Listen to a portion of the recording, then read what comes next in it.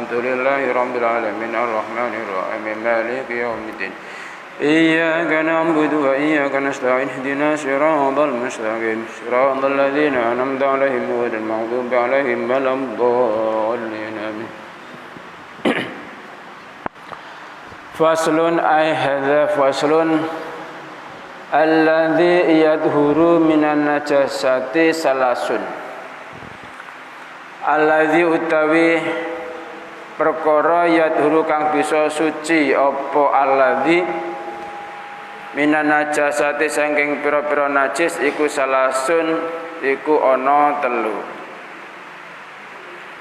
Sesuatu yang bisa menjadi suci, najis yang bisa menjadi suci, asalnya najis nanti bisa menjadi suci ya. Asalnya barang itu najis nanti bisa menjadi suci. Itu ada 3 macam. Jadi pasal ini nanti akan menjelaskan perubahan suatu barang yang asalnya adalah najis menjadi suci. Yang asalnya adalah najis akan menjadi suci. Yaitu ada 3 macam. Al-khamru siji arak. Al-khamru siji arak. Arak itu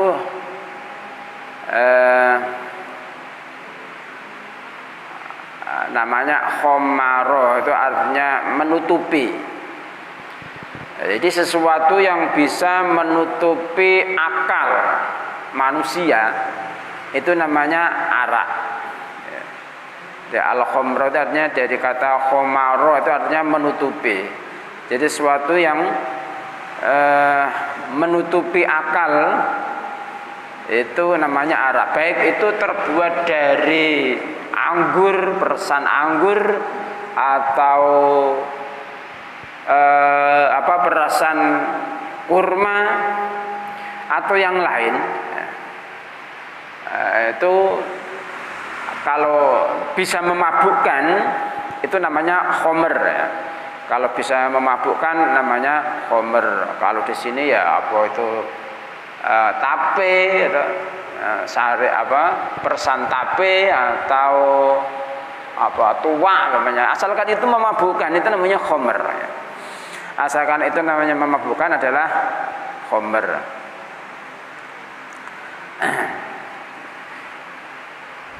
Nah, termasuk juga yang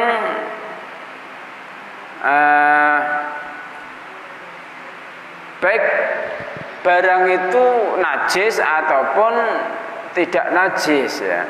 Baik najis ataupun tidak najis itu bisa diistilahkan namanya khamr ya. Bisa diistilahkan namanya khamr. Termasuk kecubung. Kecubung itu, buah kecubung itu juga bisa memabukkan. Coba aja makan satu buah itu gelondong itu akan mabuk nanti. Kalau sedikit hanya 1 biji, itu bijinya kan seperti biji terong atau seperti biji lombok itu, tapi agak besar sedikit itu, agak besar. Kecubung itu kalau makan 1, 2 atau 3 itu enggak apa-apa. Tapi kalau 1 gelondong langsung mabuk itu. Itu kecubung itu kayak suci. Atau termasuk ganja, kalau sini namanya ganja, al-hasis itu. Ganja. Itu kalau sedikit mungkin tidak apa-apa, tapi kalau banyak menjadi memabukkan. Itu arti khamr, sesuatu yang bisa memabukkan. Dari kata khomaro itu artinya menutupi, artinya bisa menutupi akal manusia. Lah khamr yang terbuat dari anggur atau kurma atau yang lain, idza takhallalat nalikane dadi cukak. Nalikane dadi cukak apa khamr binafsiha kelawan awak dhewe ne khamr. Kalau khamr atau arak itu dengan sendirinya menjadi cuka, maka itu menjadi suci. Ya. Yang aslinya kan najis ya, khamr itu najis. Jadi sesuatu yang memabukkan yang berupa cair itu adalah najis. Sesuatu yang memabukkan yang cair itu najis, seperti arak itu najis. Lah bisa menjadi suci dengan sebab menjadi cuka. Ya. Menjadi cukanya itu dengan sendirinya, tidak diproses oleh tangan manusia, tidak. Ya. Tidak diproses oleh tangan manusia untuk menjadi cuka, tidak. Ya. Kalau menjadi dengan sendirinya itu tidak apa-apa, ya. Tapi kalau ada ikut campur tangan manusia, ya, supaya menjadi cuka, itu tidak bisa menjadi suci.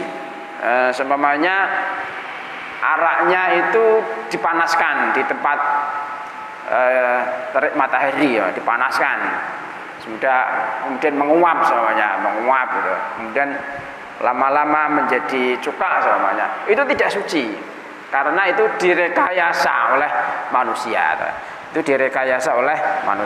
Atau dicampuri sesuatu, araknya itu dicampur dengan sesuatu, kasih tepung semuanya, atau dikasih zat kimia lain semuanya, kemudian berubah menjadi cuka, itu juga tidak menjadi suci karena itu sudah direkayasa oleh manusia, ya. Atau dikasih sesuatu yang mungkin tidak bisa merubah, seperti dimasuki kerikil semuanya dalam botol yang ada araknya itu, kemudian dimasuki kerikil, ya, batu kecil-kecil, kemudian lama-lama kok menjadi cuka semuanya, ya. Meskipun hanya kerikil yang dimasukkan itu tetap tidak menjadi suci, ya. Karena itu sudah ada rekayasa manusia, ya. Ada rekayasa manusia. Lah yang dianggap menjadi suci itu kalau araknya itu berubah sendiri, tidak ada campur tangan manusia untuk menjadi cuka itu. Ya.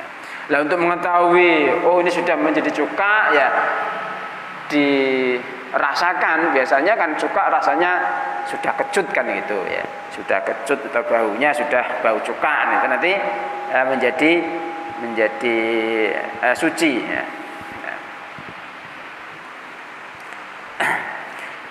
Yang kedua, yang sesuatu yang bisa menjadi suci adalah wajildul maitati lan kulite batang. Idza dubigo nalikane den sama apa jildul maitah. Ana kebu utawa ana sapi, ana wedhus mati. Matinya dengan sendirinya, namanya batang itu, ya.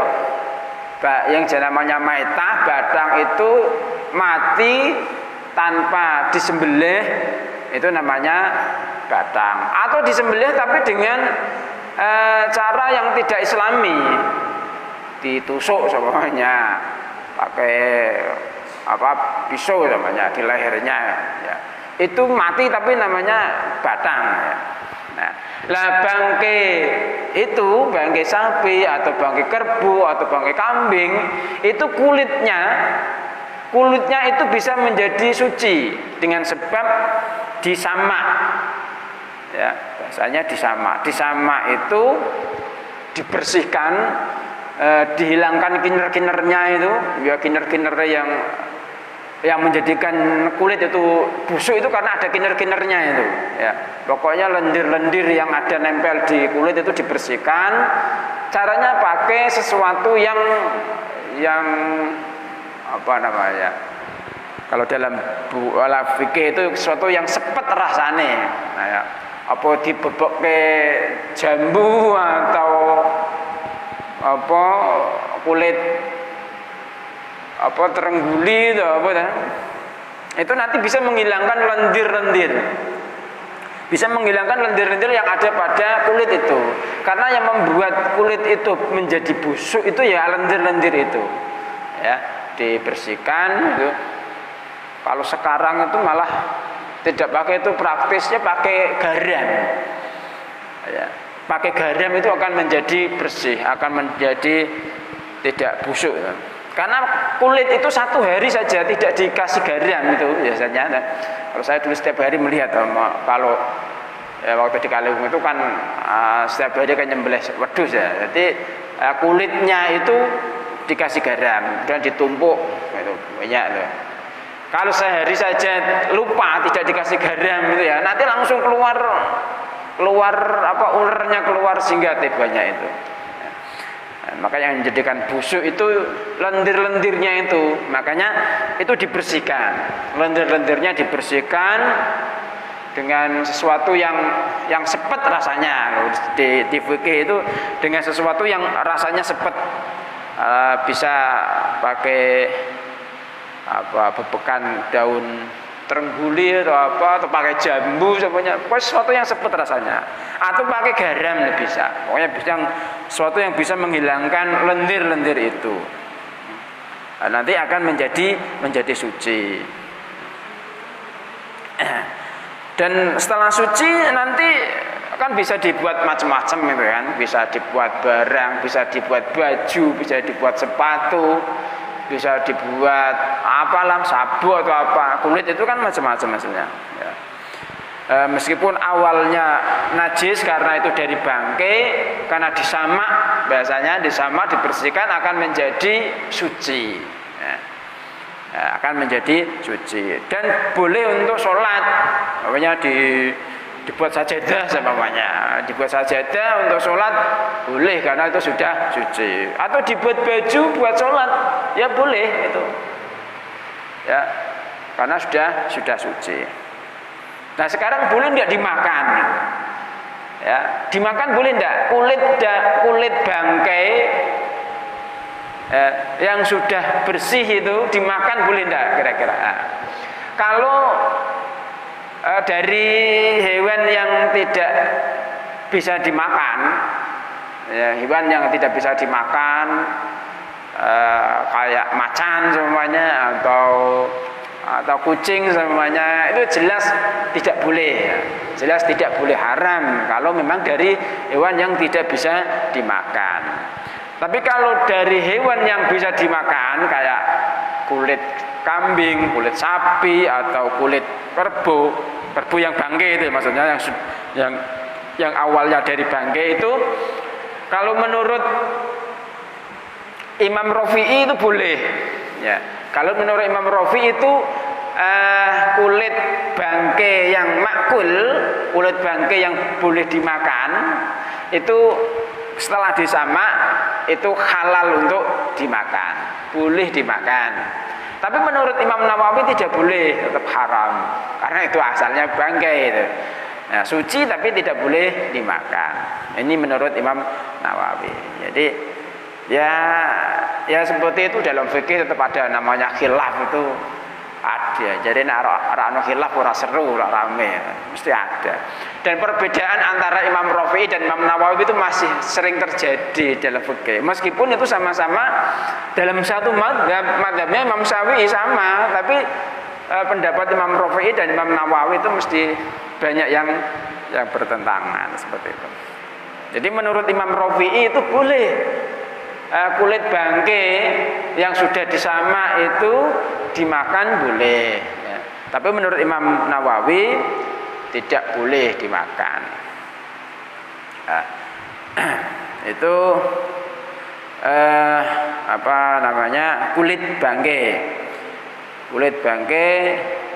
yang sudah disamak akan menjadi suci. Yang bisa suci itu hanya kulitnya saja. Dagingnya ya tidak bisa. Daging bangkai itu sudah sekali bangkai itu kalau daging itu sudah haram, tidak bisa. Hurimat alaikumul maitatu, jelas di Qur'annya kan hurimat alaikumul maitatu, diharamkan atas kamu bangkai. Ya, bangkai tetap haram. Jadi dagingnya tidak bisa. Mau diproses seperti apa tetap tidak bisa, dagingnya tetap haram. Terus bulunya juga tidak bisa, karena bulu itu tidak bisa dibersihkan seperti kulit. Karena kalau kulit itu memang bisa dibersihkan dan nanti akan menjadi baik gitu kalau dibersihkan.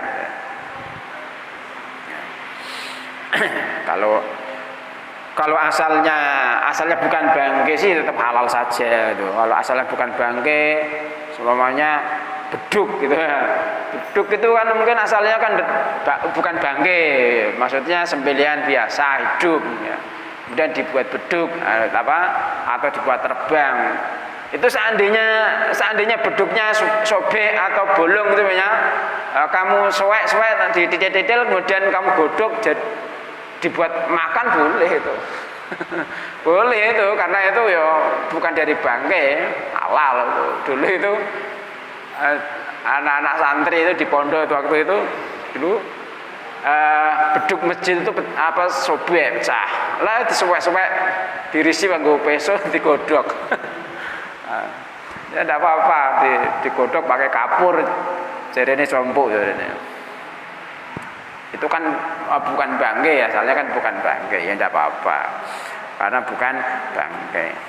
Kalau dari bangkai itu ada dua kaul tadi, ada yang mengatakan boleh dan ada yang mengatakan tidak boleh.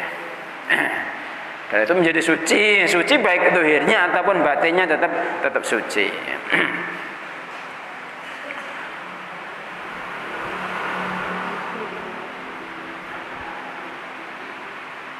Lah hewan itu kalau hewan yang apabila hewan itu tidak boleh dimakan, itu tidak boleh disembelih. Secara pasti itu tidak boleh disembelih. Jadi hewan yang tidak boleh dimakan, yang tidak halal untuk dimakan, itu tidak boleh disembelih. Jadi kamu nyembelih kucing itu tidak boleh. Ya. Menyembelih hewan yang tidak boleh dimakan itu tidak boleh. Menyembelih kucing, menyembelih kerang namanya, menyembelih ketek itu nggak boleh. Menyembelih macan semuanya itu tidak boleh. Buaya semuanya itu tidak boleh. Pokoknya hewan yang tidak boleh dimakan itu tidak boleh disembelih. Ya, tidak boleh disembelih. Nah, karena itu hewan yang tidak bisa dimakan.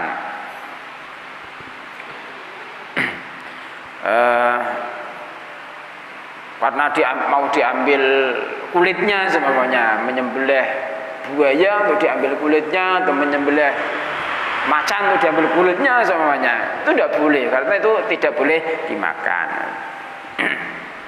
Lah kalau hewan yang boleh dimakan, kalau boleh dimakan ya boleh menyembelih kambing, menyembelih sapi, menyembelih.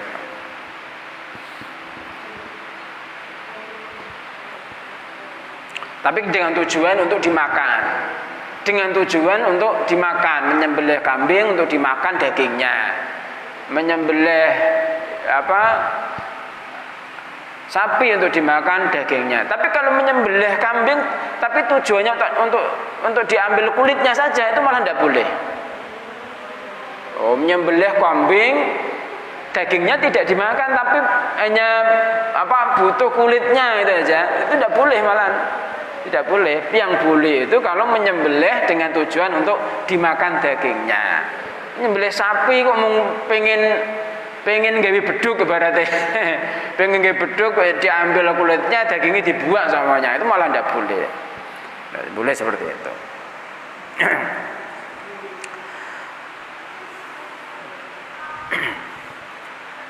Itu sesuatu yang awalnya najis bisa menjadi suci, termasuk adalah kulit bangkai. Itu ketika sudah dibersihkan, disamak istilahnya, akan menjadi suci. Wama soro hayawanan, wamalan perkara sora kang dadi apa ma hayawanan ing hayawan. Ya. Sesuatu yang bisa menjadi hewan itu halal. Contohnya seperti singgat.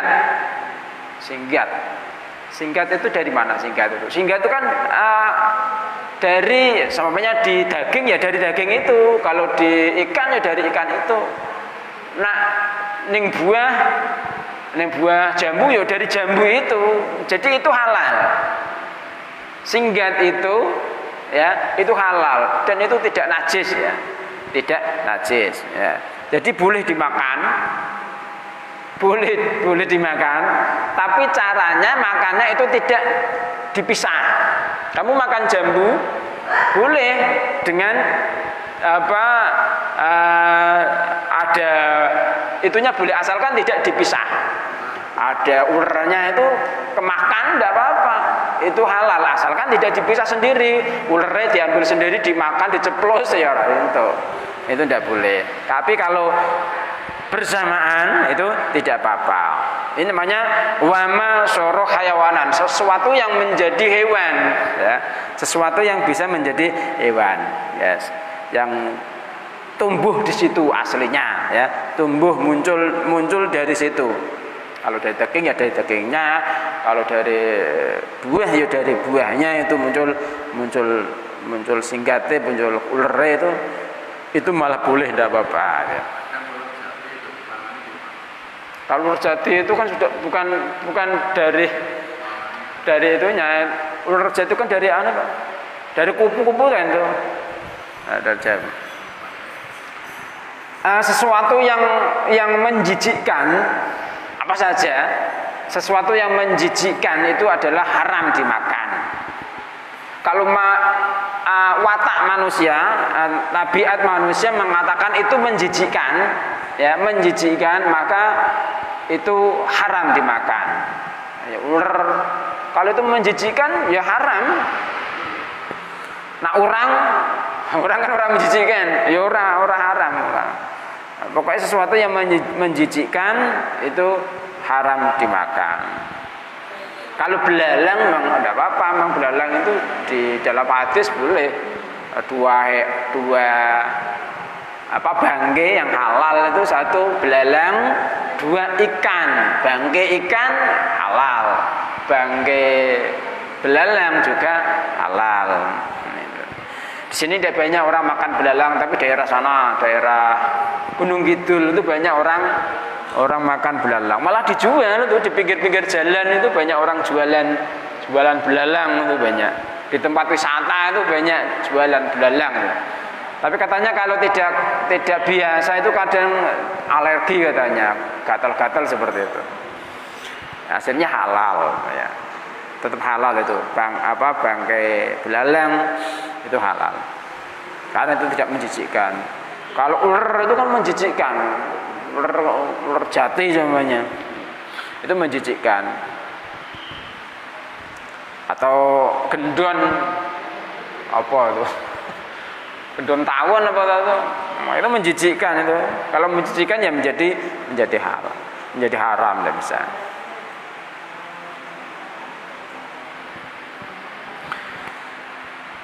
Semua hayawan itu suci kecuali anjing gitu, kecuali anjing atau babi gitu. Kecuali anjing dan babi. Kotorannya juga najis. Barangnya, hewannya ya aja najis, apalagi kotorannya ya jelas-jelas najis. Kalau kemarin tuh saya mendengar ada videonya Ustadz Sukino tuh saya juga tertawa sendiri. Katanya najisnya manusia dengan najisnya anjing itu lebih suci najisnya anjing. Orang tuh kalau kena najisnya anjing, kena najisnya babi itu katanya tidak apa-apa.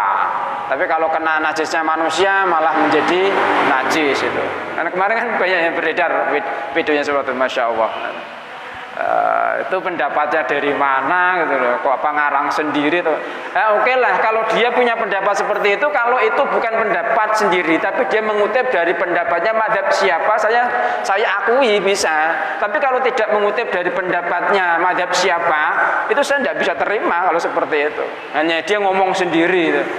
Kalau semuanya mengatakan itu menurut mazhab Bali atau mazhab Abu Hanifah bahwa kencingnya atau kotorannya anjing itu adalah tidak najis semuanya, itu pendapat madhab semuanya, itu tidak apa-apa karena itu kalau madhab itu kan sudah diakui, ya diakui, tidak ada yang tidak diakui kalau madhab. Tapi kalau dia tidak mengutip, dia tidak mengutip itu pendapat langsung ngomong sendiri, tidak mengutip dari madhab siapa, apalagi dari imam siapa, tidak, hanya langsung mengatakan kalau manusia orang kena najisnya anjing atau kena najisnya babi itu tidak apa-apa buat sholat.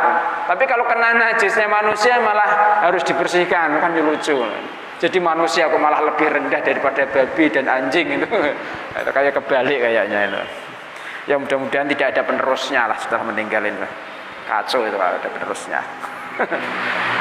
Mudah-mudahan tidak ada penerusnya setelah meninggal ini. Nah ini tiga hal yang tadinya najis bisa menjadi suci. Yang pertama adalah arak, kalau sudah menjadi cukak dengan sendirinya tanpa rekayasa manusia itu bisa suci. Kemudian yang kedua